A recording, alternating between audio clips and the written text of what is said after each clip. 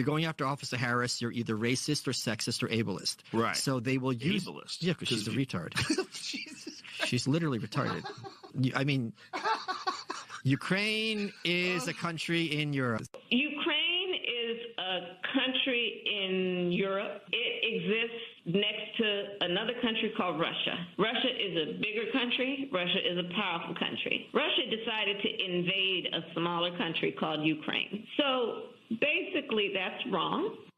I think of her as America's wine mom because bitch seems like she's 3 deep by noon, and she's got the 3 phases of wine mom. She's got happy drunk. Oh my God, this cereal's got a rabbit on it. It's so great. Cackling, cackling, cackling. Look at my bus! Oh my God, I love it. Oh wow. Look at the bus. Wheels on the bus. Go round and round. Then there is trying to drunk at work, where you're trying to make sense, but you don't. It is time for us to do what we have been doing, and that time is every day. Every day it is time for us to agree. Space is exciting. It spurs our imaginations, and it forces us to ask big questions. Space, it affects us all. And it connects us all.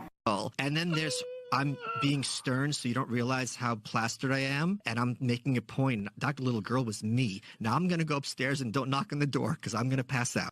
We are going to the border. We've been to the border. So this whole thing about the border, we've been to the border. We've been to the border. You haven't been to the border. And I haven't been to Europe. And What's up, guys? Welcome to the Rescue Michigan live stream.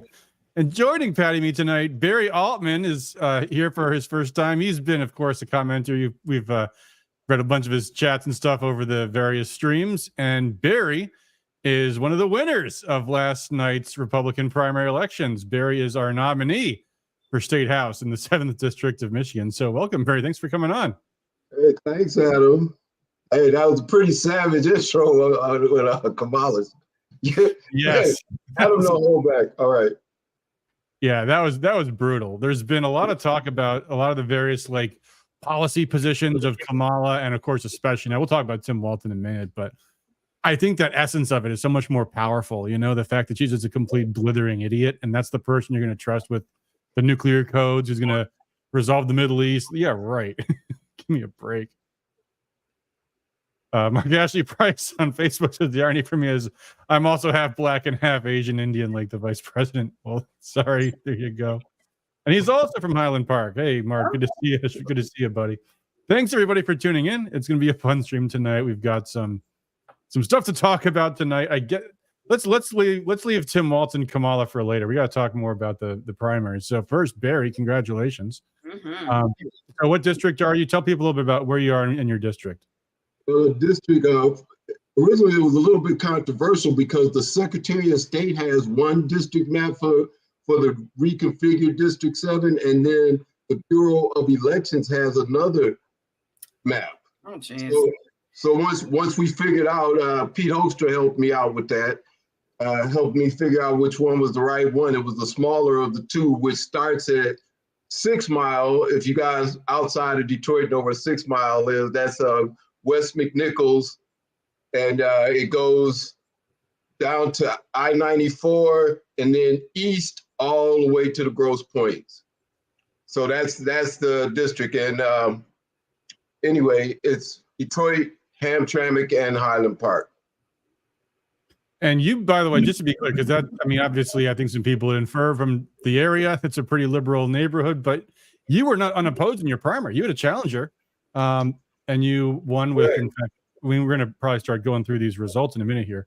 Yeah, and much to my surprise, because I thought that individual was just there as a filler to keep a Democrat from just walking into the office unopposed. But obviously, they did some kind of campaigning and had some kind of support network, because with the first few exhibits of the results, they were actually pretty competitive. And it wasn't until later on that my lead kind of grew. But in the beginning, I was like, what the hell? You know, well, I was looking at all these other people just walked in unopposed. Other Republicans just had their check mark next to their name, unopposed. Yeah. And here I was sweating until 5:30 in the morning. 5:30 in the morning, my God. Yep. And at that point, they only had 75% of the vote counted then. Amazing. Yeah, it's weird. Every other, all of these other districts were in by like 10 or 11 o'clock that night, but Detroit, reason. Funny how that works. Well, anyway, folks, we're going to go through some of these key races and let you guys know, because we always wait till after the election to say what races we got involved in. So I'll be giving you those tidbits. But first, I guess we should probably at least talk briefly about the U.S. House and Senate races, although there was no surprises here. But obviously, Mike Rogers got the nomination. He got the Trump endorsement. He had the support from the NRSC. He is the nominee. I don't know how much more I'm going to say about Mike Rogers. Honestly, I've said all I've got to say about him. I don't trust him. I would have taken any of these other three, but what are you going to do? And I'm a little surprised. Were you guys surprised Justin Amash got more votes than Sherry O'Donnell? Because Amash, remember, was famously the guy that voted to impeach Trump, which had he not done that, would probably still have a political career. But for some reason. But I mean, he got endorsed by Thomas Massie and Rand Paul. So I think that probably carried some weight. Yeah. Yeah, that's true. And he probably had, I haven't even looked at the numbers, what his finances were, but Sherry O'Donnell she'd raised some money, but not U.S. Senate competitive level funds. But there you go. It is what it is. I got a text from a Sherry supporter on election day asking about when the results come in. She was hoping Sherry was winning. Well, I hate to break it to you, but she's not going to. Well, maybe. I remember in 2008 as a Ron Paul supporter, like praying that there was going to be a miracle and people are going to look up. People are going to look up Ron Paul in a way they hadn't in the other states that went earlier, and decide to vote for him in the primary. And it just does not work that way, guys. Unfortunately, Ron got 6% of the vote that day. And unfortunately, a lot of politics ends up just being numbers and statistics and baselines. And it's sad, but that's the way it goes. Anyway, Mark Ashley Price says, I think I'm the only Republican who is in office in Highland Park. And even then, the crazy people are trying their best to make me not win a second term. Man, well, you got at least one friend here on stream who is with you right now. District, by the way, are you in the same district in Highland Park? Mark is my man. Oh, okay. You know, Mark is my man, and we always at events together. You know, we do kind of keep quiet about certain things. You know, we don't talk about Trump a lot, but both of us are big Trump supporters. But man, Mark's got a lot of courage. You know, he's a brave guy, man. You just don't expect it out of him. You know, he's not a big dude. I'm not either. But Mark's a pretty incredible individual. Right on. Yeah, today there's actually a Harris Walz rally happening in Detroit. It's probably over. I think after the rally they have 50,000 people signed up. Yeah, for they have breakaway sessions on forging signatures and breaking maps and things like that. Yeah, I mean, they have it in Detroit, of course, because or else you're going to get all their activists coming out. Did you hear where that location was exactly? I don't know exactly where it was. I did see there was in a hangar. So did they? I don't know if they stayed at DTW or. No, I bet you it was at the city airport on the. They get city airport. Is that still functional? Yeah. I didn't think the city airport had a big hangar. Huh. Yeah, I used to know a guy that lived like right down the street from that airport, like in the middle of the ghetto, where there's like half the block is burned down, and even rewilded because the houses have been gone for so long that grass has grown up where the alleyways used to be. I don't remember noticing a big hangar like that, but yeah, maybe there was a city airport. Okay. Anyway, what else happened? Anything? There was no interesting congressional races, I don't think. What happened in the 8th? Oh yeah, the 8th. Was that that wasn't Paul Young crushed Mary Draves and Christine McDonald Rivet, who's a state senator. I don't know who Collier is. I have no idea. But was there a further breakdown? I guess not. Over in the 13th, Tandahar, however you say his name, somebody said that Mary Waters was actually, she did challenge him for that seat. And at one point, I saw some numbers, and they were dead. They were in deadlock. It was pretty creepy. It looked like she was about to take him over. But anyway, the lead just grew and grew and grew after that. And the next time I looked, he was like twice out. Had twice her votes. Yeah, Barry, are you in the 12th or the 13th? In the 13th. You're in the 13th Congressional District? Okay. Yep. Martell's a good guy, too. Do you know him? Yeah, Martell ran. I saw he's, went unopposed. I was originally going to go for that congressional seat. Okay. And just decided I couldn't do that heavy lift. I did those signatures trying to run as an independent for the state Senate once. It's for a younger dude, all that signature. Hard. So, yeah, well, originally in the 13th, there was supposed to be this other guy, the Democrat machine was going to run against Sri, I think it's pronounced Thanadar, I don't know. But anyway, he got run off the ballot. And was it Adam Ollier? Yeah. That's it. Yeah, okay. And who knows? I mean, incumbency is usually a big advantage. And Sri basically, I think, kind of bought that seat. Like he's some kind of, multimillionaire or something. He originally ran for governor, didn't he? And he lost to Whitman. Yeah, then he came out as like a puppy killer or something. Yeah. And there's an article about him abusing staff too. That was a story as well. Like Kamala. Yeah, like Kamala. So yeah, James Hooper won. That was contested. Okay.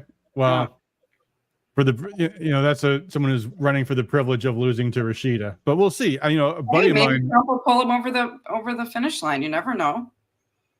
Well, you say that, and no offense to present company, but you run the best race you can. You can get out more votes if you can move the baseline. That's always a great thing. Don't get me wrong. I'm not saying there's no point in running. A friend of mine ran for that same seat against Rashida a few years ago. The dude who's been on our stream ran against Rashida some years ago, and he was able to raise substantial money based on going after Rashida, and then use that to, fund some causes. So it was a worthwhile endeavor, absolutely. But let's not kid ourselves about the Republican beating Rashida. As much as I'd like to see it, although, compared to some of these other people, I tried to help David.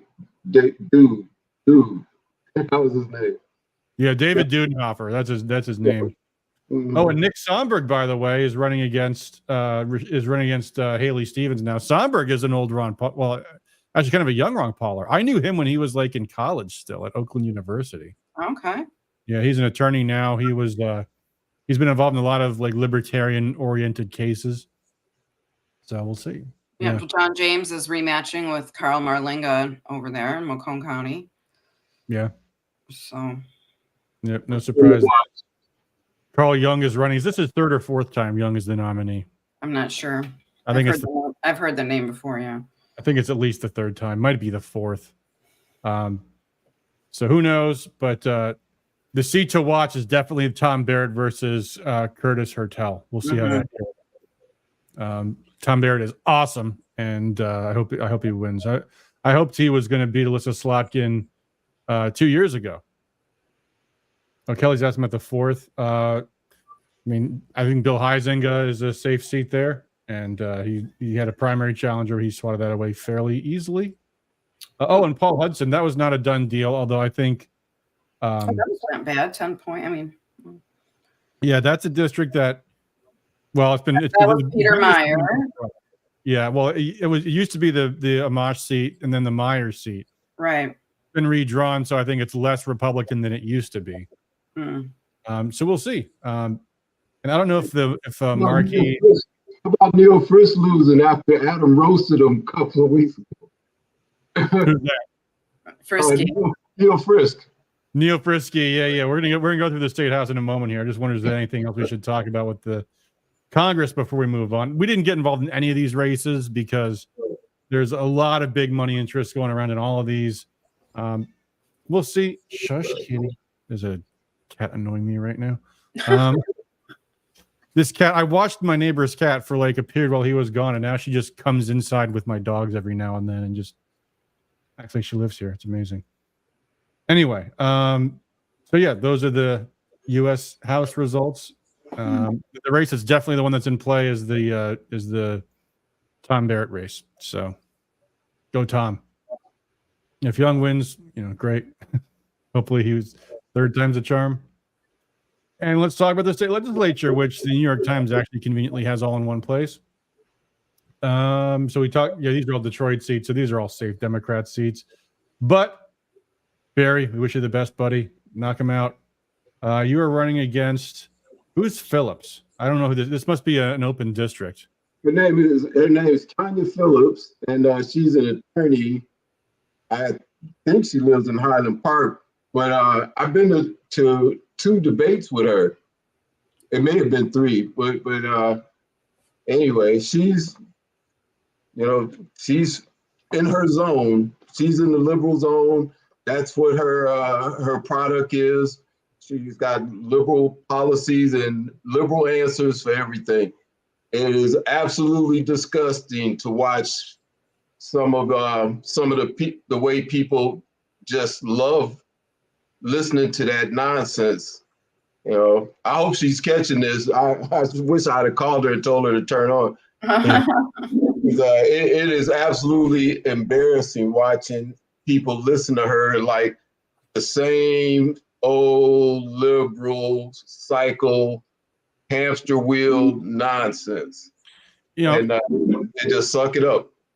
I mean, I get that people almost never change their political ideologies, but it's amazing to me that people in Detroit aren't like, hey, didn't Detroit used to be the wealthiest city in the world? Who changed that? Like the Democrats have gotten us to where we are. How do we keep doing the same thing over and over again? But there you go. Anyway, let's start going through these races here because we have some others to cover. Let's see. This is the lower numbers are starting in Detroit, then they kind of fan out. So not a lot of there's obviously these Democrat incumbents getting reelected. Nothing particularly out of the ordinary here. 23rd district. This is touching Washtenaw County. Dave Stamp has defeated Miriam Corvino. This district, I think, goes towards Novi. And 23 is the western 3 precincts of Plymouth Township and Northville Township. A little bit of South Lyon, and then goes into Ann Arbor. They cut into Ann Arbor slices, just to dilute them, right? Yeah. I only mentioned this one because Miriam Corvino lost. Miriam Corvino is from Washtenaw County, and she has actively spread lies about me throughout the county. So I'm happy to see that she got beat. So there you go. And she also, by the way, lost her race for precinct delegate. She was one of the people that went to the January 13th meeting at the state committee where they voted to reinstate Christina Caramo. And she would put out emails from. She always have these. Sometimes she had fake names and fake email addresses. She would her catch line would be, "We're precinct delegates doing precinct delegate stuff." Now she's not even a precinct delegate.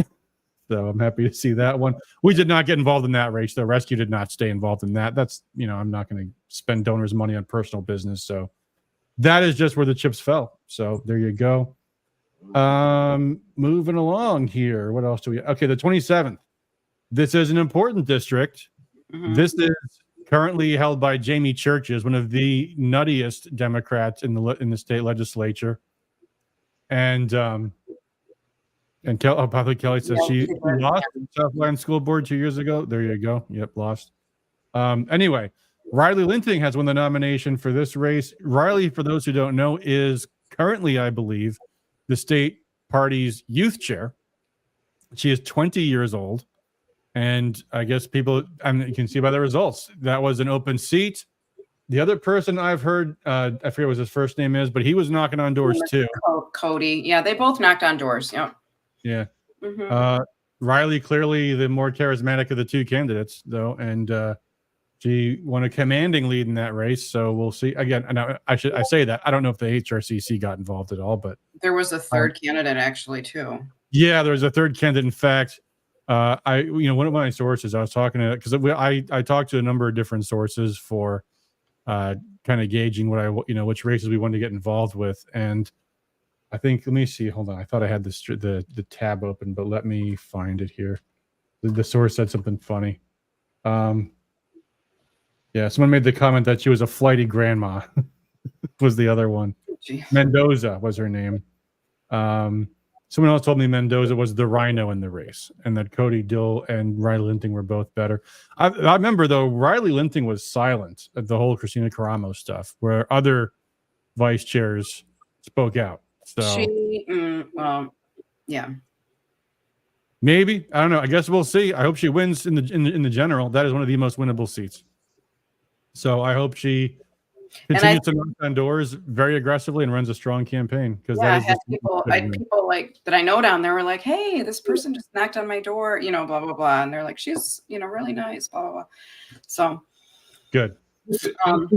She's got some nice help down there too. Some nice. So Doug Rymel is helping her, and so is Ann Clark. I believe Ann Clark is helping, but she was there at the last event there on Grosse Ile.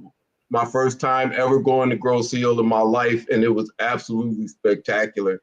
So I guess anybody who went out there probably were impressed with Riley at that point. I had met her a couple of times before, but that environment out there was pretty ritzy, Yeah.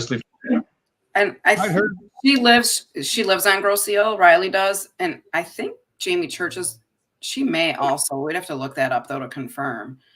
The other two candidates were from Gibraltar, which is a smaller city versus Brookfield Township. So I guess the whole district is downriver, but and I think Representative DeSanto was helping Linting too. I think he endorsed her. Yeah, he endorsed her. In the 28th district, right in that same area, though, Jamie Thompson has decisively defeated her primary challenger, which I'm thrilled to see. Jamie Thompson has been a guest on this show. She's great. She is in a very tough district, and has nevertheless, because a lot of times when these reps are in tough seats, they run to the left, like, oh, I got to vote my district. There's a lot of Democrats in my district, and they vote the wrong way on a lot of things. Jamie Thompson did not do that. I mean, notably, especially in the downriver area, a lot of those representatives voted wrong on right to work way back in 2012. Dale Zorn voted against right to work. Pat Somerville voted against right to work. These are downriver lawmakers, because their attitude was, I'm in a blue collar district, I got to vote my district.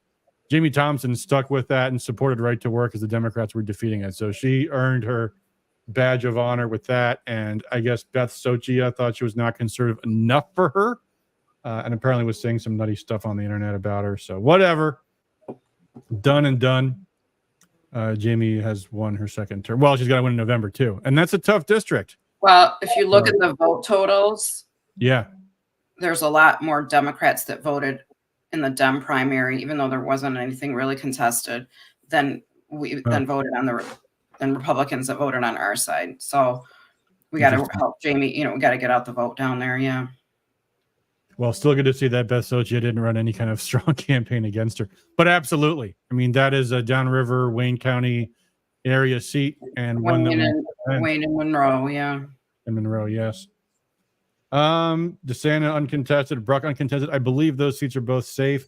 Dale Banicki uncontested for his race. That is my seat, which is currently occupied by an extremist nutcase Democrat, Regina Miller. And actually, the Farm Bureau, which almost never endorses against incumbents, endorsed Dale Banicki against her. He actually was at my polling place with me on election day yesterday, handing out literature. Dale's a hard worker. Hope he wins too. He is working hard. He's a great guy. Yep. The 32nd district. James Chapman has lost his race for that nomination. This is a Democrat seat, but nonetheless, one that it would be very, very terrible if James Chapman had won, because the Democrats would have had a field day talking about a violent convicted felon being the Republican nominee in that district.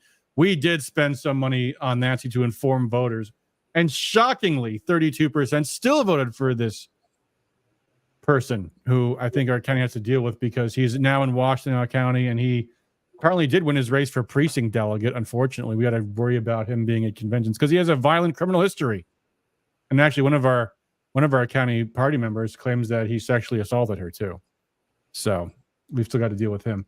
But shocking that he came anywhere even close. I'm glad we did intervene in this race.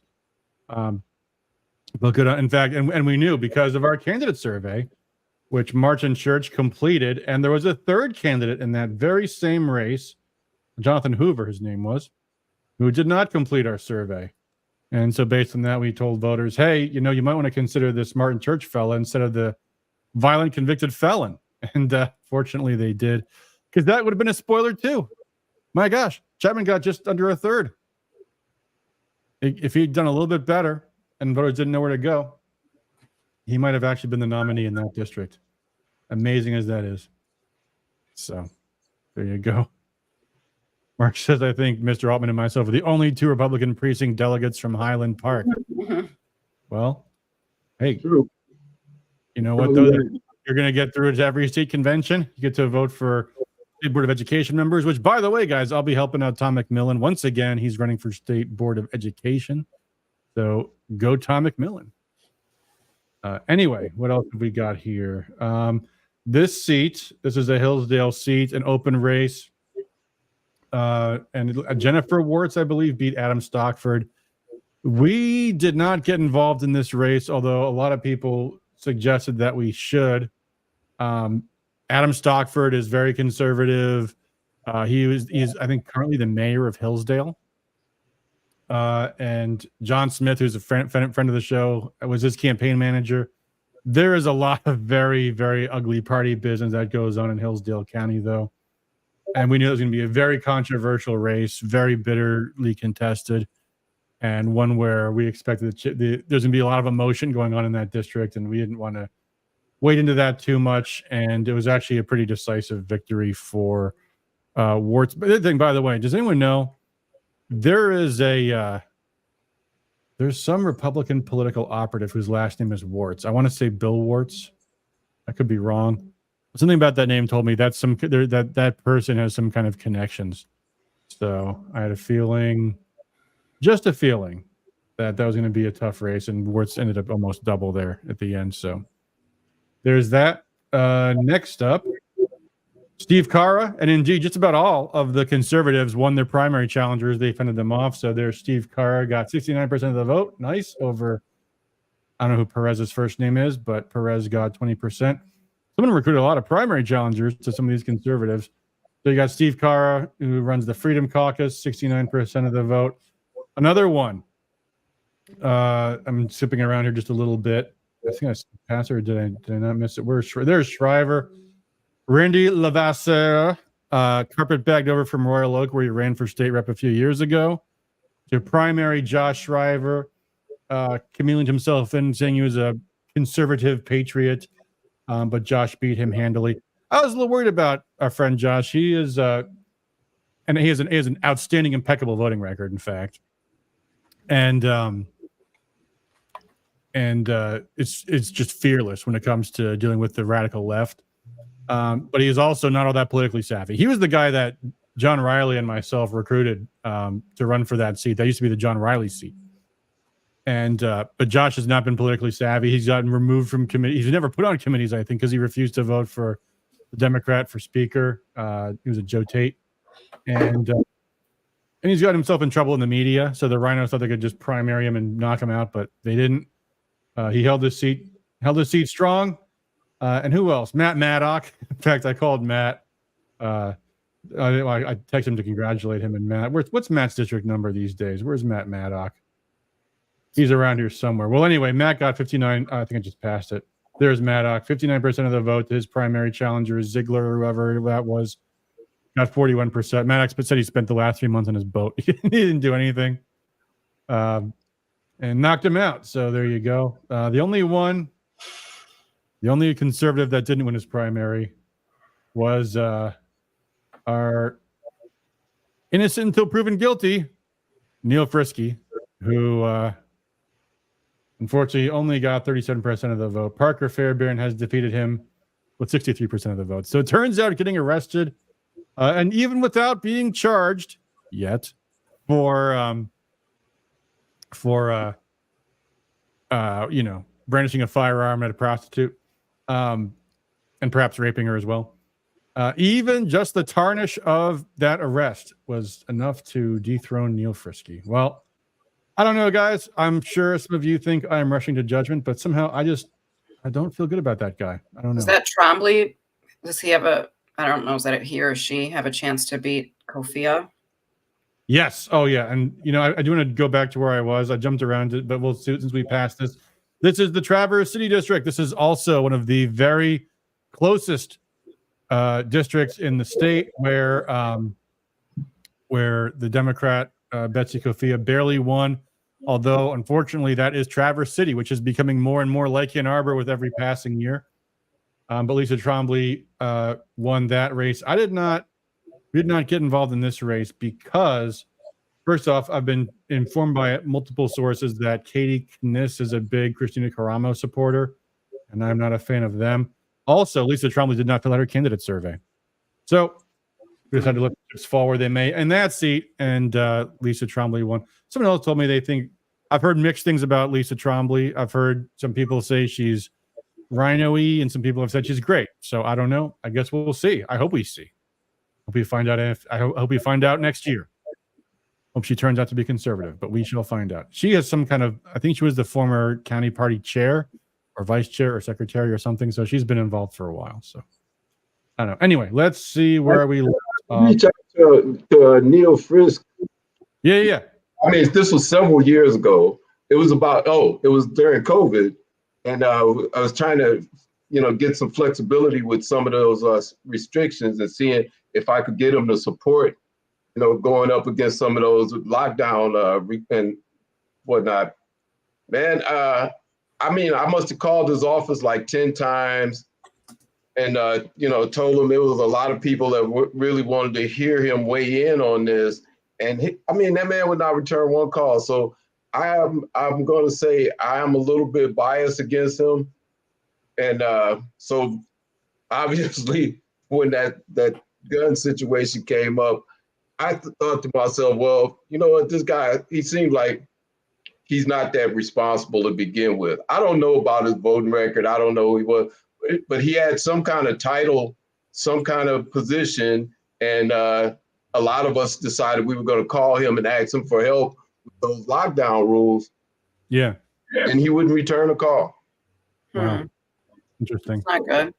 Yeah. Well, reminded me of KK.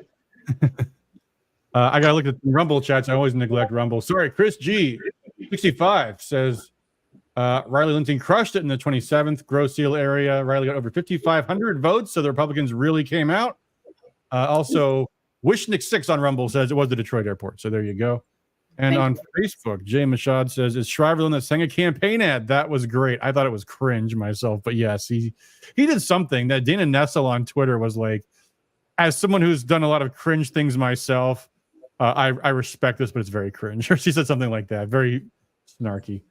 But yeah, I think that was Josh. It was very cringy. Anyway, where were we? We were, I think, somewhere in the middle here.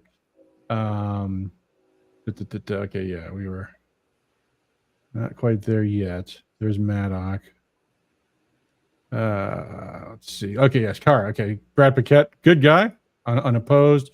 This district, the 38th, Kevin Whiteford with 12 points beat. I don't know who Lucas's first name is. Let's see, the 44th district. So that would be Alexander Harris. No, wait, hold on, I got the number wrong here.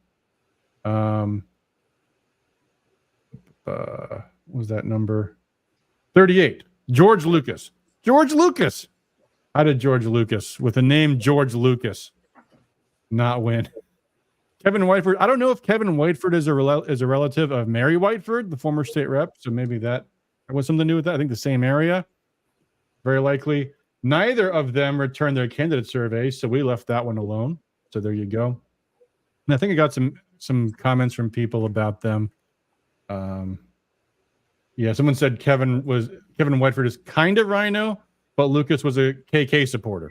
Christina Caramo supporter, and neither took the survey. So we said, okay, well, we'll pass on that one. But then, don't worry, guys, there are races we did get involved in. We'll get to them soon. Next, we have congratulations to a friend of the show, Kelly Sackett, who is the nominee in her Kalamazoo County seat. Uncontested, so she had nothing to worry about in that race. There you go. I didn't check to see if Sabrina Pritchett Evans won her race for Kalamazoo County Sheriff. It's a Caramo lieutenant, so who knows? We'll see. And I don't think. Let's see, the 41st. I don't think that was a. Yeah, I believe that's a safe Democrat seat. So I didn't pay attention to that one. But a Haynes person, I don't know what the first name is, won in that race. In the 42nd, Matt Hall, the minority leader who wants to be the speaker, versus Rich Cutshaw, who primaried him, got 35% of the vote. Didn't get involved in this race. We figure there's no way he's going to break through because Matt Hall has tons of. He's the minority leader, so he's got like all the corporate money coming to him. And he did beat, although pretty poor showing from Matt Hall to an insurgent candidate who people in the chat a few weeks ago were telling us that this guy has some personal baggage. Although Matt Hall has plenty of personal baggage himself, but there you go. In the 44th district, we have what's Frisbee's first name? Frisbee. I did look this one up. I got some comments from multiple people in that one. That is a race that was, let's see, hold on, I gotta go back and look. The 44th is a toss-up. Okay, that seat is currently held by Jim Hodsma, who is this is I think Battle Creek area, who just barely won his race 3 or 4 times now. This guy just keeps getting reelected, just barely. And Frisbee, let's see, in the 44th. So I was told that Alexander Harris was much more conservative, but Steve Frisbee, excuse me, not Frisky, not Neil Frisky. Steve Frisbee was working the hardest and longest, really knocking on doors everywhere in that district, and was very much favored for that reason alone. So we thought, okay, well, he didn't return a survey. The other guy did. The other guy was more conservative, but it sounded like Steve Frisbee was going to work a lot harder, which he did. So again, we don't get involved in races if we think there's it's not going to be successful. So we left that one alone. Then we got a bunch of uncontested seats. Kathy Schmaltz, uncontested in a very tough district. So I'm glad to see that. This is a safe Democrat seat. Spiegelberg, we actually had to put a note in our candidate survey page because when she filled out her survey this year, she didn't. Where'd Spiegelberg go? Hold on. What district was that? 47. Went to 57. 47. Teresa Spiegelberg, I actually put a link in here she didn't answer her survey, but 2 years ago she did, and I thought it was remarkable enough that we put it in so people could see what this one says. This is what she wrote for 2 years ago. She answered no, no, no, no, no, no, no, no, no, no, to a whole bunch of our questions. Look at that. What we got here? 2, 3, 4, 5, 2 through 7, 9, and 10. What are these questions that she said no to? No, I will not vote to prohibit any entity from requiring proof of vaccination as a condition of employment. No, I will not vote to prohibit any government agency from mandating masks. No, I will not vote to prohibit local governments from imposing lockdowns. No, I will not, says Teresa Spiegelberg, vote to create a lawsuit against social networks that hold themselves out as free speech platforms, but are not. And no, I won't call them a public square, even though we all do things publicly on here. She was opposed to our election integrity bills. Opposed. She voted. She says she was voted no on requiring the Secretary of State to adopt the objective signature verification standard. So that's a pretty sad survey result from Teresa Spiegelberg. However, we did not get involved in this race. It's a safe Democrat seat, so who cares, I guess. But she beat, I think it's Tammy Keller by 14 points. So there's that. The 48th district.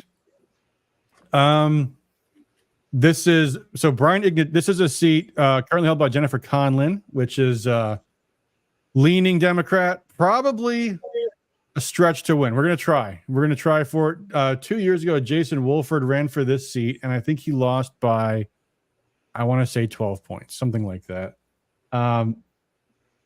This time, Brian Ignatowski and Tom Bellinger ran for the seat. Tom Bellinger, nice lady, but someone who will not use a cell phone because she is concerned about the microwave radiation giving her cancer or something. Brian Ignatowski is a really bright guy, and just from the interview, I've known Tom for years. I didn't know Brian until I met him, but we figured no point in getting involved in that race because he's going to win anyway. He's just a really hard door knocker. So wishing Brian the best, perhaps in the general. That might be a race to get involved with in the general.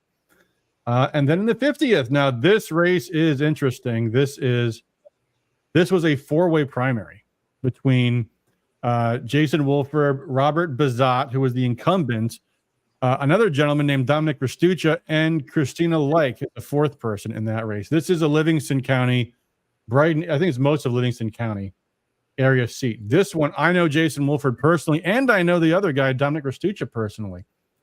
And for that reason, didn't get involved in that race because I like them both. And this is a seat that we should let the best man win.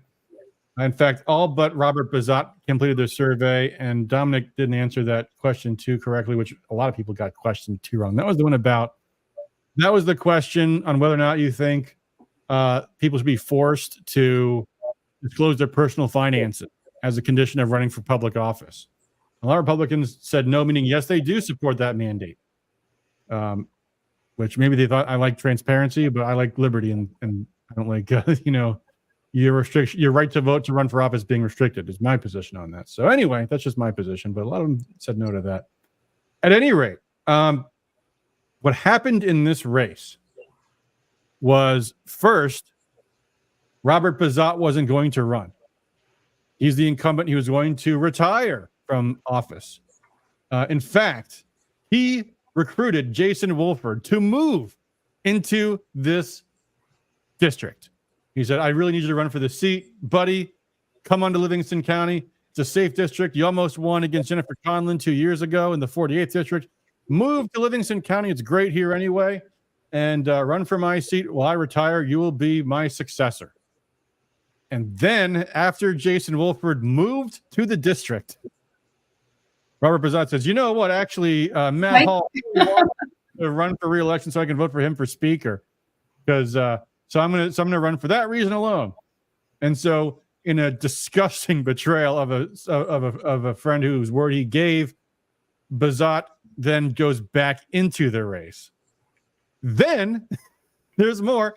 Bazat gets thrown off of the ballot because he doesn't actually live in the district. He's going through a very messy divorce, and that's not where he lives. That's where his wife lives, soon to be ex-wife. Well, apparently a court ordered Bazat back on the ballot for legal reasons, and Bazat got back on the ballot. So I didn't know what to think was going on in this race. The other guy, Dominic Restuccia,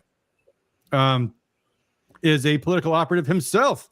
He was a former staffer for no less than U.S. Senator-based Mike Lee, as he goes by on X. And he was a campaign staffer, I think a mid-level staffer, I want to say, maybe high-level staffer, for Tudor Dixon's campaign. So I knew him through her campaign. Seemed like a really bright guy.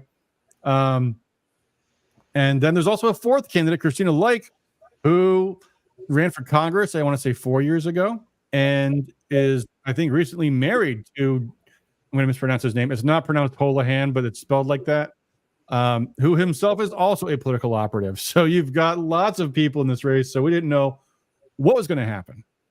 And, folks I talked to in that district suggested that what was likely to happen was going to be that Wolford and Bazat would be competing for more or less the same constituency because they knew each other, they were friends, etc. But actually, no, they were the top two vote getters, and Wolford knocked Bazat out. So, despite the incumbency advantage and God knows probably HRCC money coming to Bazat, he still did not win. So, good to Jason Wolford. Congratulations. For someone that had to move his whole family just to run for a state representative seat, I bet he's very relieved.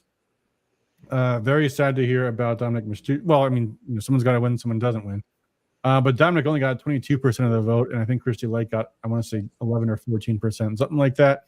So there you go. That is how that race shook out. We stayed out of that one again, just because there was too many not clear variables here. We got a bunch of unopposed incumbents. And now we finally come to a race we did get involved in, and that is this one, the 64th. Oh, Look you at did? that. Yes, we did. That's my hometown, remember? Port Huron? Yep, Marysville, Port Huron. Yep. Cool. So this race, this was very interesting. So Joe Pavlo, that's how it's pronounced, not Pavlov like the like the scientist for some reason. By the way, Mr. Pavlo, he's a teacher. Can we all agree that that Pavlov, the scientist, is the most overrated scientist ever? Like he discovered that when you ring a bell and feed a dog, they associate the bell ringing with the food. Like, oh wow, that's quite a breakthrough you got there, Mr. Pavlov.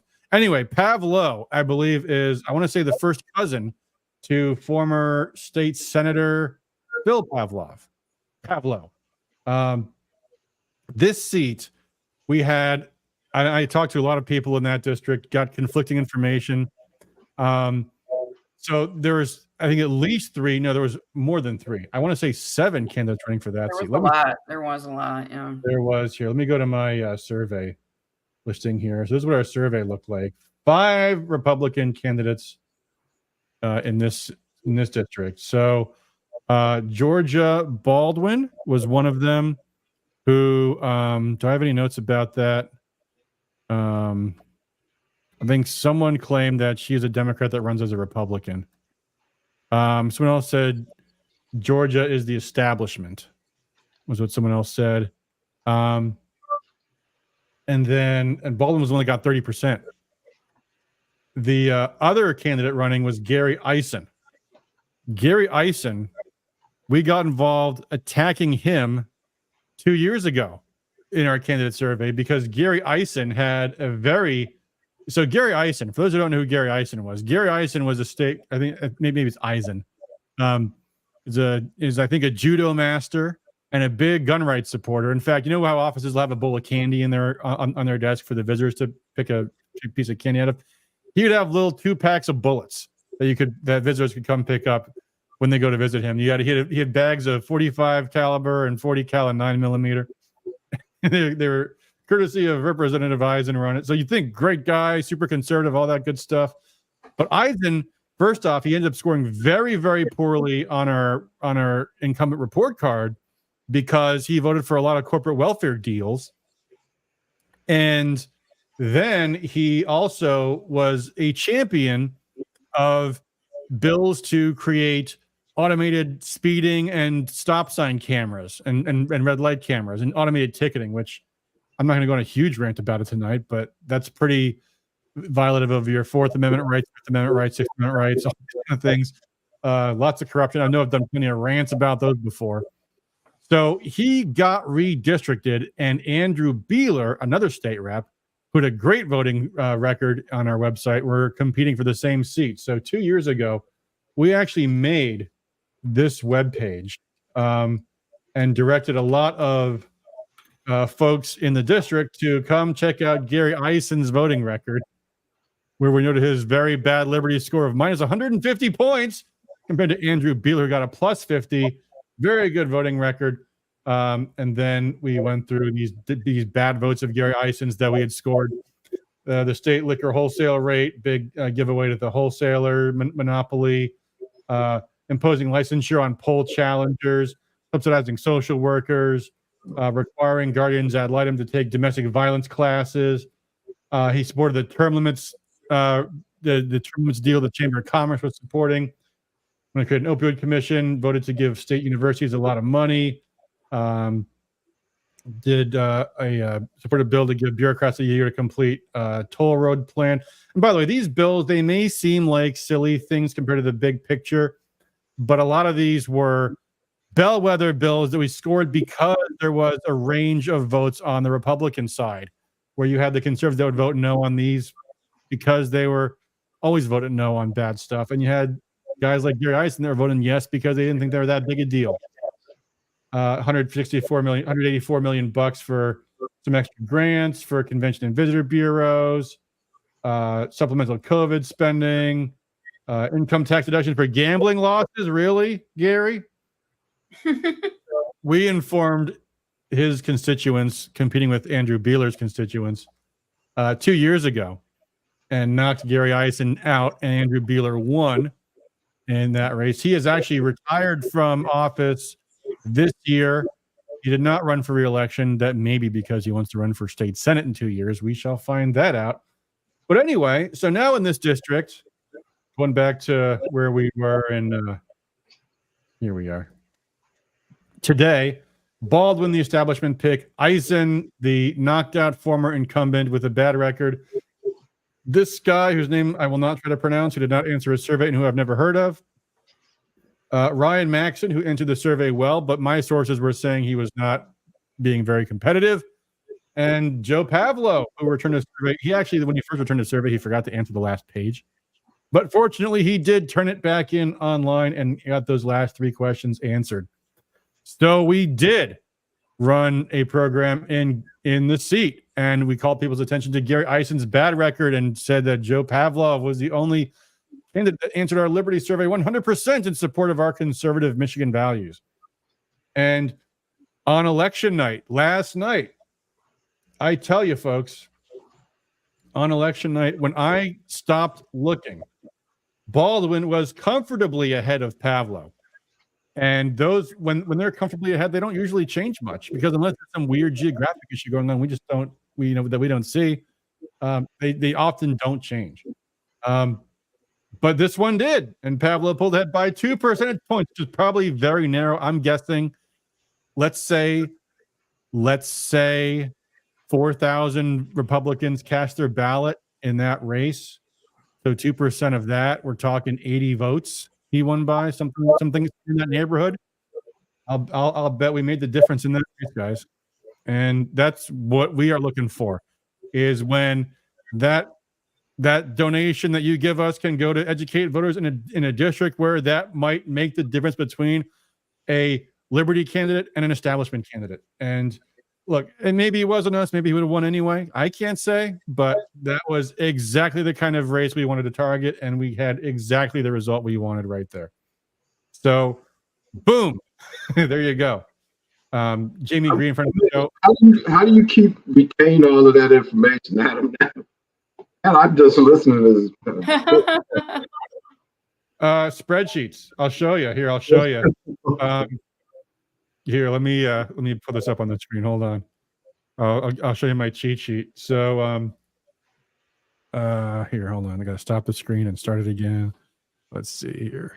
I mean, and all that nuance about why they got primaried and somebody from obscure district. And well, some of these I remember because I was involved with, like we did mail it in the Eisen seat, but like, so this is like me going through the list. And so these districts, and see, here's why, Barry, we didn't get involved, because we just looked at safe Democrat race. Okay. No primary, 2 unknowns, no survey data. We went back, we looked at what the margins were, and remember the margins were kind of close. So like this one, 27th, toss-up. I get people saying here, and I've got my notes scribbled here, no survey data, 3 unknowns. Kane says groundswell for Linting. Jamie Thompson supporting Dill, Lieutenant supporting Linding, Mendoza's the run. See, so I got notes here. I got notes here. And, wherever I wasn't sure, didn't know, like ask Shane. Sometimes Shane didn't know either. And I talked to other people. I talked to some folks that live near the district or in the district. He wasn't the only guy asked, but we went through. So there was this sheet, and then later on there was a narrow sheet. I don't want to show too many notes because some of the folks I talked to were kind of insiders. But anyway, but that was my preliminary sheet. I worked from that. Those grays were just so I could start narrowing down. And then, we look and see what's the districts we can make the most impact in, and those are the ones we want to get involved with. There was one exception to that rule, however, and that was up here in the 78th, and that was Gina Johnson versus John Rocha.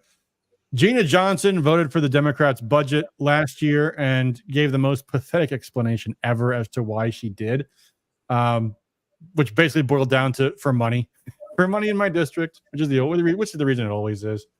So we dropped mail attacking Gina and supporting John Rocha, and text and stuff as a matter of principle, because they needed to. We need to go after Gina Johnson. Period. Now, obviously, Rocha didn't even come close, 28 to 72%. However, I've heard, first off, a lot of his base of support were running for seats themselves, which is part of the reason why it was a tough financial contest. The other thing was tons and tons of Republican money went into defending Gina Johnson. Why? I don't know. You might remember when Gina Johnson first won her race 2 years ago, Gina ran for speaker. She announced, I'm going to put my head into the race for Speaker of the House because she said she was a better choice than Matt Hall or Matt Maddock. How would she know anything about Lansing? She was not even... That was her first term? Her first thing. She wasn't even sworn in yet. Oh, wow. And she said, I'm going to run for Speaker of the House. This woman's nuts. However, I must admit to my embarrassment, I helped her get elected a while ago. 4 years ago, actually. She ran against Angela Whitwer and in a different district, Lansing area. She was a regular at the Capitol House of Prayer. And John Riley had spoken to her frequently, prayed with her a lot, and came across as a very, very genuine person. And the Whitwer seat was one of those seats that was like kind of tough to win, but maybe borderline beatable. So I visited with her, and we helped her. I helped her craft this piece that I've done for other campaigns, where it's a very detailed, intensely personal letter from a close family member. The first one I did was from Gary Glenn's wife. The second one was from John Riley's daughter. So we did this to really try to get voters to help to know her, interviewing her and interviewing her daughter and getting to know them really well. And anyway, she became a huge disappointment. I mean, voting for Gretchen's, first it was that ridiculous stunt running for speaker, but then the big things were the Whitmer budget. She voted for some hate crimes bills, and she claimed later, oh, those weren't hate crimes bills. That was a bill against institutional desecration. That was to protect churches. I'm like, yeah, right. That's also protecting satanic displays, things like that. Somehow all of our other Republican colleagues were wrong, but she was right to vote with the Democrats on that bill. Sure. So on principle, we had to go after her. Now, we obviously did not knock her out or even come close, but we did do the proverbial give her a run for the money. And Republicans, John Rocha was telling me, you wouldn't believe how many mailings people are getting from the DeVosses and from the Republicans and from the HRCC saying how wonderfully and how conservative Gina Johnson is. To which I will just say to you guys, remember this, the next time, and there's going to be a next time very, very, very soon, when the Republicans say, we need your money and your support and your volunteer time to take back the state house. Remember, they spent donors' money defending an incumbent. Now, let's be clear here. If Gina Johnson's record was impeccably good, my position is if an incumbent is going to get knocked out by a primary challenger, that they already have the incumbency advantage and they're still getting knocked out, maybe they're not worth saving, because money is scarce. And if they need every last dollar to win back the House, why are they spending it defending an incumbent in a safe seat? A safe seat. Whether Gina or John Rocha won, that seat is a guaranteed Republican seat. And they spent tens of thousands, if not hundreds of thousands of dollars. Jay says, Houston, the state party is spending money on primaries. Well, not the state party per se, but I'll bet the HRC seated, and I guarantee you the DeVosses did. So they're funding sources. And by the way, the NRSC spent hundreds of thousands, if not millions, propping up Mike Rogers. So when they come calling, asking for money to win back the Senate, and now they'll cite the good guys. Well, in Michigan, maybe they will cite Mike Rogers. I hope they, whatever. Your attitude should be, you know what? You guys spent your own money defending incumbents. You must have plenty of money of your own. Anyway, so that was the 78th seat. What else do we have? These are all uncontested incumbents. We're now in safe Republican territory here. Mark says the state party should not be biased in a primary. 100% agree. Same with these campaign committees. The House Republican Campaign Committee, the Senate Republican Campaign Committee, the National Republican Campaign Committee. They're putting the thumb on the scale because they want policy. and because they want to support the status quo leader, like Matt Hall, Dwayne Zanton, Patty. Dwayne, we were absolutely going to get to that tonight, and I actually probably was going to mention that before we got into this whole discussion to go on through the state reps. Yes, hey Patty, if you're still there, come back on. There's Patty. I was taking a nap. Dwayne brings this up, so we're gonna have to cut to this right now. This is one of the biggest stories. We've got other races to talk about besides the state house, but yeah, Chuck Kermy defeated cyber stalker Kurt Heise, thanks in no small part to the hard work of Patty Posios. Oh, short Patty, I gave away your last name. Everybody knows my last name. Patty P. That was a huge triumph. Congratulations, Patty, and to volunteer, and to Dwayne and of course Chuck and everybody that was helping out with that race. That was a very hard race. Kurt Heise, former state rep, total rhino, total scumbag. There's a video you can find on my channels. Kurt Heise is a lying bag of trash from lying about Rescue Michigan, which might have been enough to get me to get involved in that race. I didn't, only because I felt like for our donors' sake to get involved in the local race. That's not a state race. Yeah. Might not be fair, which is the only reason I didn't. But here's to you, Patty, and to everybody in Plymouth getting that corrupt piece of garbage out of there. Have you seen, has he been on Facebook since he lost? Has he been on Facebook?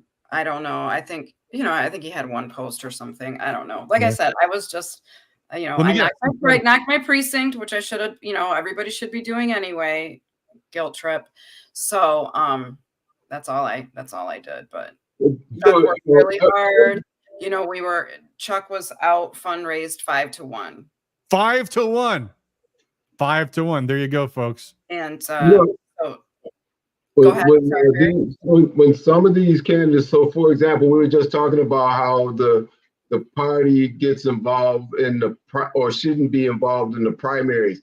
I'm just finding up close, sometimes it seems like we should have the flexibility under certain circumstances to make an exception to those rules. I'm watching the Democrats, they actually, they'll do anything. They'll do whatever they want, and we confine ourselves to fighting fair. We're going to just use our two fists, and they're going to use their fists and their feet, and they're going to bite and scratch and all of that. I think it in some cases, it's a disadvantage to be just locked into a set of rules with no room for flexibility whatsoever. I think that being able to adapt to somebody like any of those incumbents in the liberal Democratic incumbents who are running for office against somebody else who doesn't have any name recognition and needs all of that in order to mount any kind of serious contention. They need to start that name recognition as soon as possible. And anyway, that's my thoughts on that. Sometimes it seems like we limit ourselves by sticking to the rules like we do. Maybe sometimes we ought to just kick them below the belt every now and then. Do you know, Patty, was Chuck making an issue out of all the crazy crap that Kurt Heise and his people were doing online, going after? I mean, to me, that's so obscene. Was that, it's one thing to attack your opponent, and really, all rules are off for doing that, but attacking an opponent's supporters was just so below the belt that he was going after you, going after Dwayne, trying to intimidate donors and volunteers. Did Chuck make that an issue, or did he kind of just rise above it? He rose above it. Yeah, obviously, how to use that. I've been like, this guy's a crazy. I know, but he did. He just he door knocked, and he's a lifelong resident. He had name recognition too. He was a trustee for 28 years, and this time he finally was like, you know what? He was decided to run for the supervisor job. So like I said, out, just 5-1. donations. Wow, that's amazing. And Chuck is a true fiscal conservative, which, we don't really have too many of those anymore. I mean, look at Congress, look at even our own Republicans in Lansing, right? People enjoy spending other people's money, but Heisey sent 18 mailers. 18. Wow. 18 mailers. So it's over $100,000 probably just in mailers. Wow, yeah. Oh, absolutely. So, Chuck couldn't do that. I think he sent 3 maybe, and then the rest, whatever people door knocked. But, he had his bike and he bikes around and awesome. He's not started door knock. He came in the winter. He was door knocking for Josh Powell too. Chuck did. So he helps other people and, he's that happened too. Yeah. Dwayne says you called the police on him several times. That happened to me yesterday too.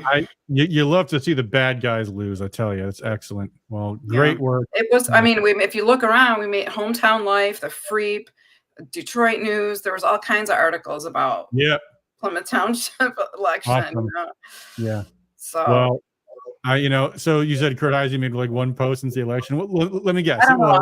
I didn't check it. I mean, I might be blocked. I don't even know. I might be blocked by. I mean, there was, I have no idea. I don't go check his page if it comes through my feed, whatever. But I don't go creeping around for that kind of stuff. So I'm sure you posted. Congratulations to my opponent. It was a well fought campaign. That's not what I. No, the post I saw did not say congratulations.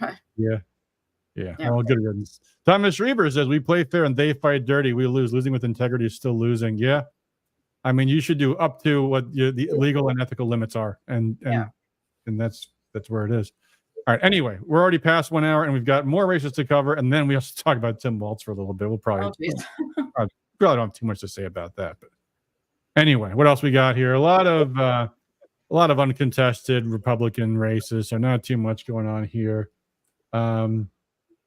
Let's see here. We talked about Lisa Trombley and Katie Kniss already. John Rothman off his primary challenger, another primary challenger, another.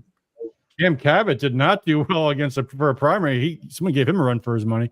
He had an okay record, I thought. We didn't want to get involved in that one. We talked about Fairbairn beating Frisky already. Bonac and Mason, and this is I think the Marquette district. These two, let's see. I think they both completed our survey. Let's see here. Yeah, they both completed the survey, so we stayed out of that one. My sources were saying that Bonac was by far ahead. He was knocking way more doors than the others. And I guess that's it for the state house, guys. So that is the state house. So this is better. So there you go. Now, some people might be wondering, what about you, Adam? Weren't you running for something? Oh, yes, yeah. I was running for county clerk. Now, running, to use the term loosely, and I did not make it, unfortunately. Although I did come in first place in my contested precinct delegate race because people in my precinct knew me, and I did work that race. But no, I got 45% in the county. The thing is, guys, there's a couple of things. First off, running this is a seat, like a couple of years ago, I was talking to a guy who was going to run for Oakland County Sheriff. And I was like, well, here's the thing about your race. It's an absolutely huge district. It's 2 congressional districts worth, and it's way less interest because there's no huge financial powers in play here. So I was running for county clerk in Washtenaw County, which is 300,000 residents, 50,000 Republican general election voters, and about, I think, 10,000, 15,000 Republican primary voters. So one mailing to 15,000 Republican primary voters would be like 15 grand. So I did like one targeted mailing to a very small fraction of that. We did a radio ad on Wham Radio, the conservative talk radio station, which Patty voiced, by the way. But how many people, what percentage of voters listen to one particular radio station and got one particular mailing? So unless my opponent, which is the psycho Samantha, either she spent a lot more money than I did, in which case, here's the thing. Washtenaw County is the most liberal county in Michigan. So you're not running to win. You're running to get the nomination for only one reason, which is to be on the executive committee as a statutory member. So I'm like, I did not make one fundraising phone call. Did not send one fundraising email. Patty, did I ask you for $1 for my campaign? No, I didn't ask anybody. Because it's not worth our donors' time and money for a stupid race for a county Republican Party executive committee spot. So, and the other thing too, oh, no, that being said, all else being equal, assuming Samantha didn't spend any money, look who lost their races yesterday. I lost my race. Miriam Corvino lost her race. Dominic Restuccia came in third despite running a very hard campaign in his race. You know what we all have in common, guys? You guys pick it up? Our last names all end in vowels. And they all sound Italian. Now, Miriam might not be any more Italian than I am. I'm like a tiny fraction Italian. It's it's the father's last name, and it's what it is. It's actually Corsican. But I think a lot of voters, especially in like these really low interest races like county clerk, county treasurer, people guess. I mean, I've done it. Have you done it before? Look, I mean, I had someone tell me at the art fair. I was at the Ann Arbor Art Fair. Tells me, I voted for you because I figured that Samantha Strayer, it's a woman, so it's probably one of these Ann Arbor liberals that just wanted to. And I'm like, you're not far off, But that's one person. Interesting chain of thoughts, right? Well, that's one person. I mean, look, I know I've done it. People have a reason for who they pick when they don't know, or unless they just choose not to vote at all. The only variable, if you have never heard of either candidate, the only variable you have is the name in front of you, and that's it. I had someone this is way long time ago.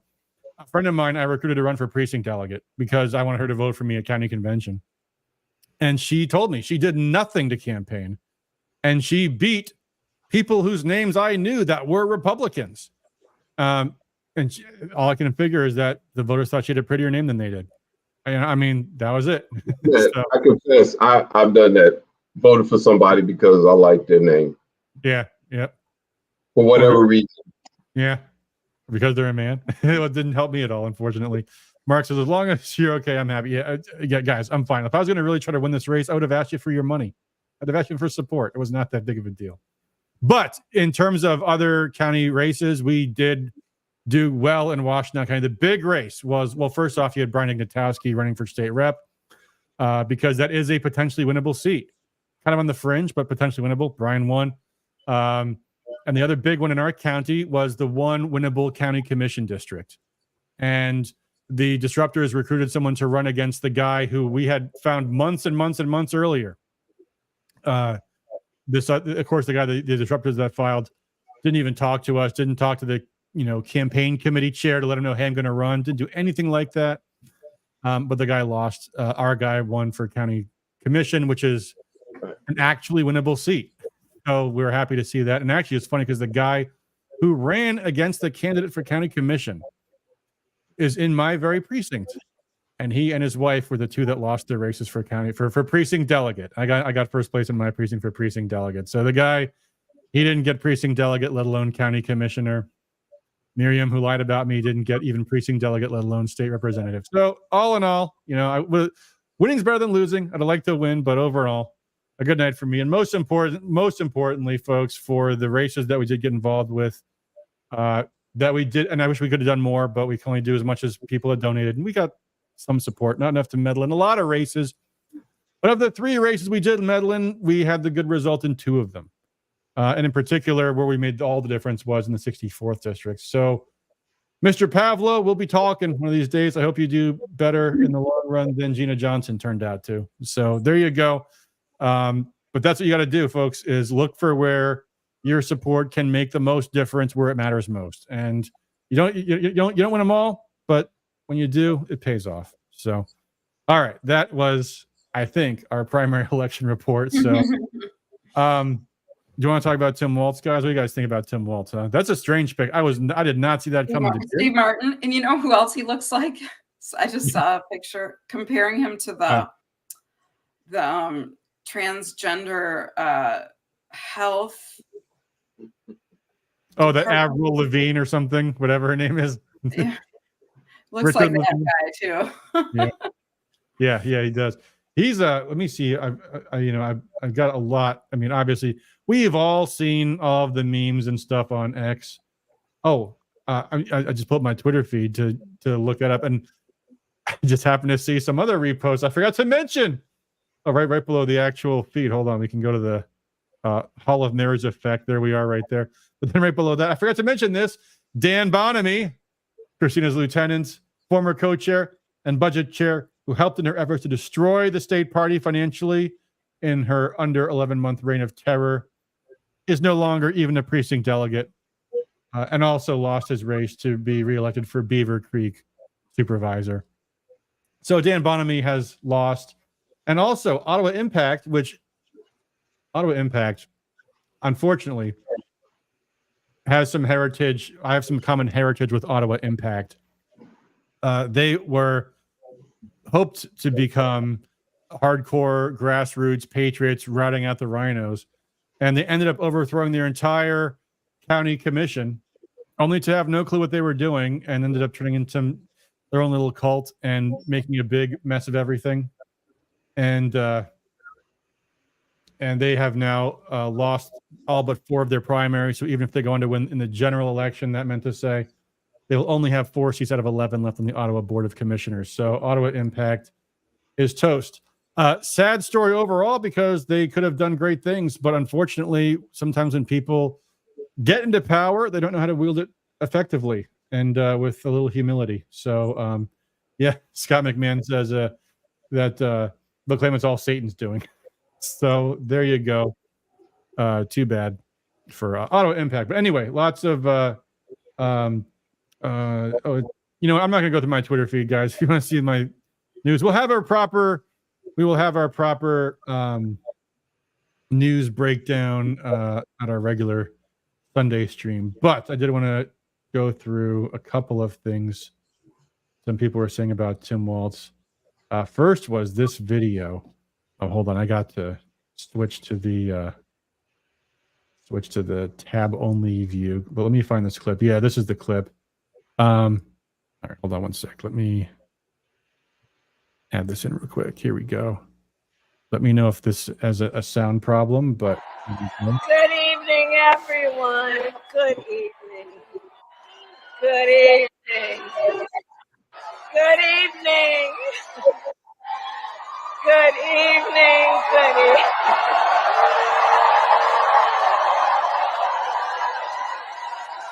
Good evening, everyone. So fake, so weird. Like that cackle that Tim is doing off microphone is like, what? And then they're pointing at people, like people. I silent laugh all the time. Yeah, I don't know. Something about this rally seems just kind of fake. Anyway, today's? I'm sorry, is that today's? That was yesterday's. No, this was yesterday, or maybe the day before. I don't. It is. Biden then. Have we seen Biden? It is fake. That is bought. That's what you call a bought and paid for audience. That is fake. Nobody. I can't imagine anybody really liking either one of them. That Walz, once I can see that somebody's really inherently evil, like I can see anybody who encourages boys to cut their penises off. Once you're in that lane, nothing else you say or do surprises me. So I look at Kamala and I look at Walz and I just think, yeah, there you go, 2 demons. They love each other absolutely, and that they'll do absolutely anything. And look at Minnesota. Yeah. If you ever seen a state go to crap so quickly, it's tragic over there.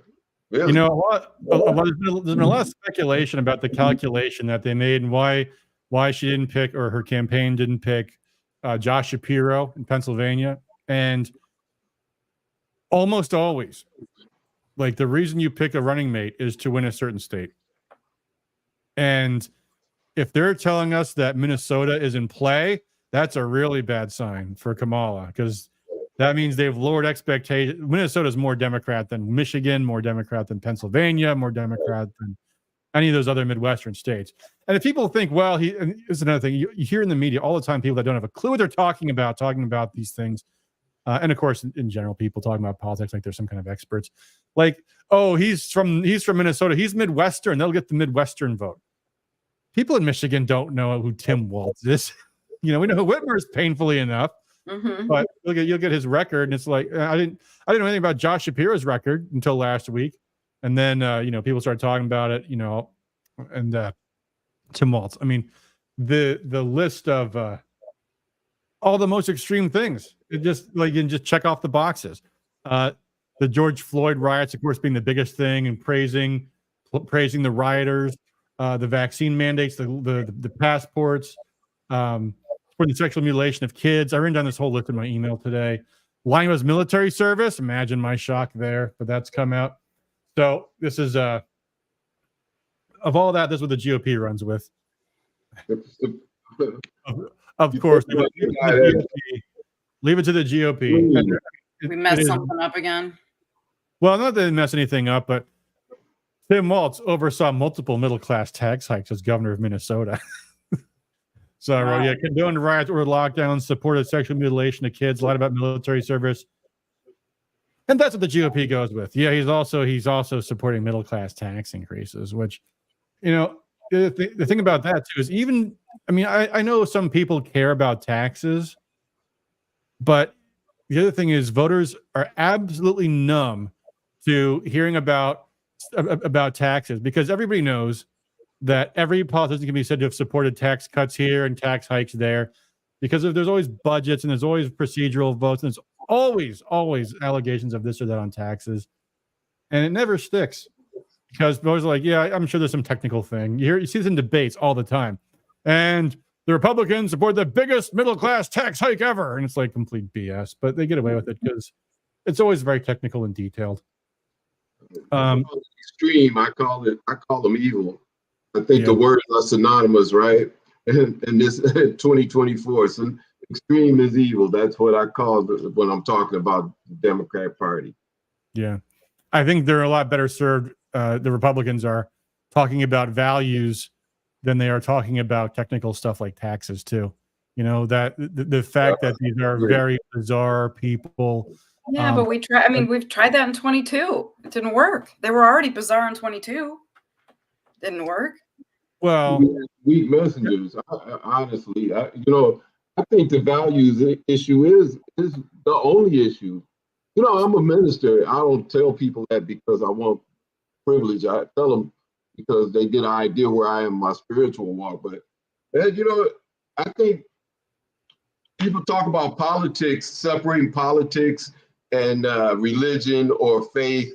I just think they're the same thing. I think the policies I support are the same values I support that are all based in my faith. I don't really separate them that much. Maybe when it comes to traffic lights, something like that or something, but really, I'm stuck on the value argument. I like to hear more.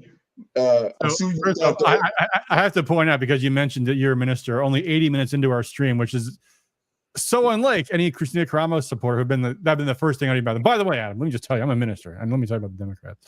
We gotta get God back in our party. But as to that question though, about to Patty's question about 2022, remember what they did to us in 2022. They played that game better. They were like Tudor Dixon's the weirdo who's obsessed with abortion. Mm-hmm. It's like, y'all are the ones that are talking about killing living babies, but that was the Republicans didn't message well on that. They really didn't. Anthony Carbonero says, next time you watch a Democrat speech, consider if they're using Republican talking points. Oh yeah, and they do that all the time with the economic stuff. Yeah, the Republicans are the ones that support tax hikes and special interest deals. Well, they maybe do support some special interest deals, but anyway. Yeah, the rioting in Minneapolis that he condones. The other big thing too, Kamala Harris funding those murderers and the bail fund. These are the things. I know, but that was 2020, and we lost then too. You know what I mean? It didn't matter when it happened. Well, there was an election 5 months after it happened, and we're going to try to use it 4 years later and think it's going to work. No. Remember I would say during 2020 and through 2020 was COVID hysteria, and no one had the answers, and Democrats were completely paranoid. And they were saying at the time, I'm not going to take the vaccine because it's Trump's vaccine. Now we have hindsight. And the riots in 2020 were completely pointless. And so I think there is a distinction to be made there. Yeah. The other thing too, I would say there's a lot of theories about why they didn't pick Josh Shapiro. A lot of people are saying turned it down too. Huh? there's a report that he turned it down. That's very possible. I think, yeah. In fact, there was this. Let me put this tweet up. This was from a couple days ago. The Democratic Party would have spent around on their necks if they had it taken Shapiro. Like I said, I see these guys as evil people, and Shapiro's a Jew, and they hate him. That's what's going on. That's what I see going on in the Democratic Party. To that, I would say a couple of things. I think, first off, the issues that they have with that. I mean, Jews are first of all, Jews are quite welcome in the Democratic Party. In the Democratic Party, Jews are dominantly liberal. Most of them are. And you got the textbook example is Alan Dershowitz, who defended Trump in his impeachment hearing, who will go on and on all day long about the crazy things the Democrats will do. And then he'll end by saying, I'm still supporting Democrats. Oh, yeah, I still vote for Joe Biden. Oh, I'll vote for Democrats again because I'm a liberal. I'll always vote for Democrats. That the Democrat Party and politicians in general don't worry about votes that they've captured. The pro-life movement is a wholly owned subsidiary of the Republican Party. That's why Trump will say, I'm not going to support pro-life stuff. And he knows no one's going to flinch because they're Republican Party's property. The Jews are Democrats' property. And for them, for the most part, are the Arab Muslim vote. There are some who are going to vote Republican, but the large majority won't. And they're going to say, well, Joe, they're the very same people who are saying Joe Biden is genocidal over Gaza. They're going to vote Democrat anyway.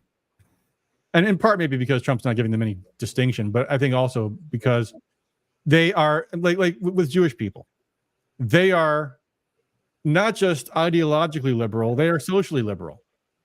They don't associate themselves with conservative culture. Like I had this post, I'm not going to search for it now because it's somewhere in my Twitter feed. I'm not going to scroll through it and waste time. But it was a picture of a Japanese cartoon that was the distinction between Democrats and Republicans. And it had, an electric car on one side, truck on the other. It had a gay pride rally on one side, a church on the other. It had a basketball court on one side and a golf course on the other. I mean, they are, when you are socially of a persuasion, it's very tough to get them to vote for the other side. And some people have a change of heart and a change of ideology and crossover. That does happen, but by and large, it doesn't. Now, there may be an issue with Shapiro actually having served in the IDF, the Israel Defense Forces, because that is actually serving a foreign country. But even still, I think and this is to this post here. This is what Jackie Heinrich, who is senior White House correspondent for Fox News.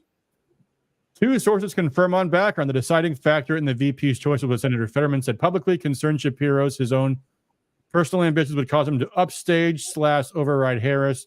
The video Shapiro produced by you might have seen this was like a big story the other day. Fetterman warned that Shapiro is going to upstage Harris. He's they have some kind of personal beef in Pennsylvania there. And then this second sentence is nothing because it's been updated to be a correction. This might be a possibility. And I think to the other point that Patty was suggesting, that someone had said that he might have just actually turned it down. Because a lot of people are drawing comparisons because she ended up with Tim Walz from Minnesota. Who else was from Minnesota? Was that like Hubert Humphrey? I think was from Minnesota. Walter Mondale. Jesse the Body Ventura. Yeah. Well, Minnesota does not have a good track record of sending candidates to the White House. But that my response to that post originally on Jackie Heinrich was the choice of Walz was clearly rushed. So one way or the other, they were probably going with Shapiro for whatever reason. Maybe something in his vetting turned up. Maybe the IDF itself. Maybe that was a line too far. And maybe being in the IDF, he had done things in his past. I don't know. I think it's a little too far to say that just because he served he was an Israel supporter, that's why they cut him loose, or because he was Jewish. But either way, Walz was not their first choice. So for all their claiming that this is a fabulous pick, I doubt it very much. I think he was a fallback, and It's all gonna. I mean, you saw the Republicans laughing about it. Trump laughing about it. Trump said, "Thank you." That was Trump's tweet. And I think it was Van Jones who said on whatever channel he's on, CNN or MSNBC, he says, "Yeah, just look at the fact that the Republicans are happy about this, and you can know we made a mistake." So they had no good choices. Why would they have no good choices? Because the good choices don't want to be the Geraldine Herrera. Was it Ferrara? Geraldine Ferrara was her name? No one remembers her. Yeah, these also rans are who what their destiny is, I think. So, all right, guys, it's gotten pretty late. We spent a lot of time on this. Barry, Patty, if you guys have things to add, Barry, this is your first time on our show, and so certainly, if you got, of course, tell people where can they find your campaign, and what's the most they can donate to your campaign, Barry, to get some grassroots door knockers going in Highland Park. It is $1,800 is maximum you can donate, and you can go on my website, which is barryaltman.com, and you will find easy to spell and pronounce. No 4. barryaltman.com. There you go. barryaltman.com, just like that, and you can go on there and you can find several arms for donation support. And you can see what I'm really about too. You can see how I move through the community. I've been around a long time, and I'm glad to get this opportunity to serve. I like breaking convention, so I know that the odds are against me, but I still feel good about this race. I really feel strong about this. So hopefully God send me some money. And the state party is helping me out. That's one thing I can say about Mr. Hoekstra.